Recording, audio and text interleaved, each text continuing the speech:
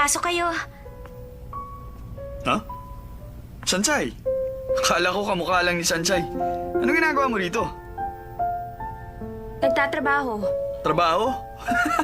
Masipag na binibini. Ay hindi, ganito pala. Napakasipag na virgin. Hindi ka na nakakatuwa, ah. Huwag kang ganyan.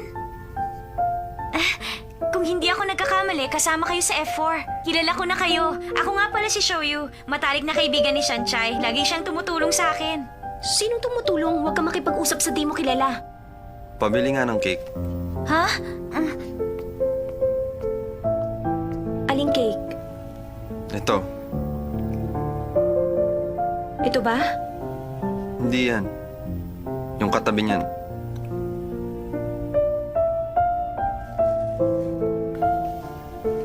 Hoy, Lay. May lakad pa tayo mamaya. Ba't ka bumibili niyan? Hindi ka naman mahilig sa matamis ah. Hindi nga, pero parang gusto ko lang. Nagiging seryoso ang kilos ng kaibigan ko sa harap ng babaeng crush niya. Tulad ng pagbili ng cake, Tumigil ka halimbawa.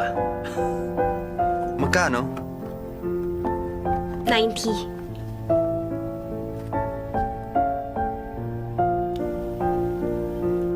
Tingnan mo, nag-blush yung mukha niya. Huwag kang mag-alala. Nagbibiro lang ako. Hindi naman siya seryoso dahil sa'yo eh.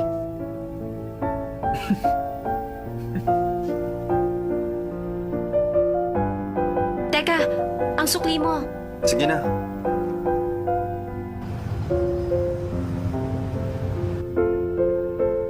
Uy, kung hindi siya seryoso dahil sa'yo, baka dahil sa akin.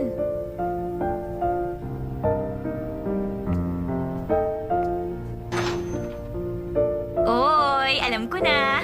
Huwag mo sabihin yung kakaibang lalaking sinasabi mo ay yung bumili ng cake, tama ba? Lagi ba siyang nakangiti pag kayong dalawa lang, ha? Tama na nga biruan. Nasaan na ba tayo? Teka, ang sinasabi ko magkaibigan sa spiritual level. Pupunta ba ako sa party bukas? Oy, hindi pa ako tapos. Akala ko ba kaibigan kita?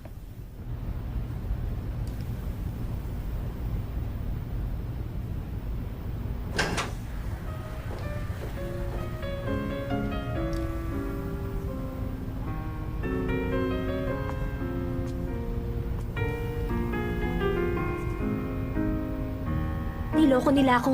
Formal ang parting ito.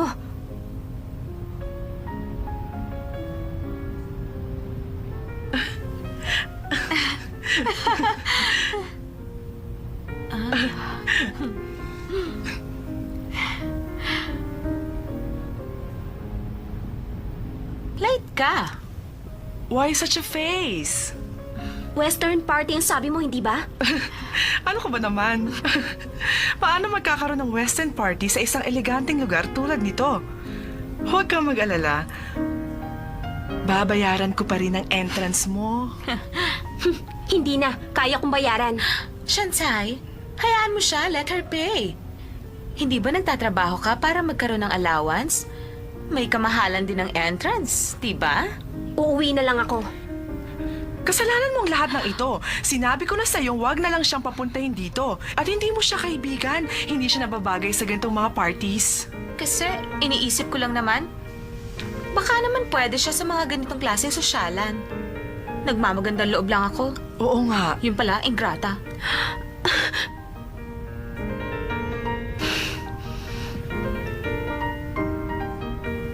Saan ba magbabayad?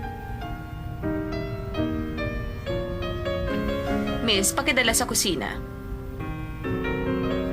Bakit ito binibigay sa akin?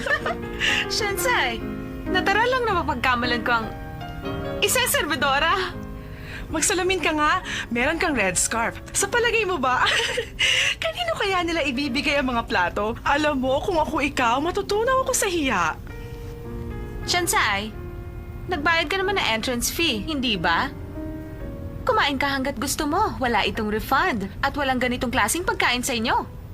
Oh, bakit ka naman ganyan kay Shansai? Sasabihan mong kumain ng mga pagkain hindi pa natitikman. Papaano naman kung sumakit ang kanyang tiyan? Miss, uminom ka. Nagbibiro lang ako.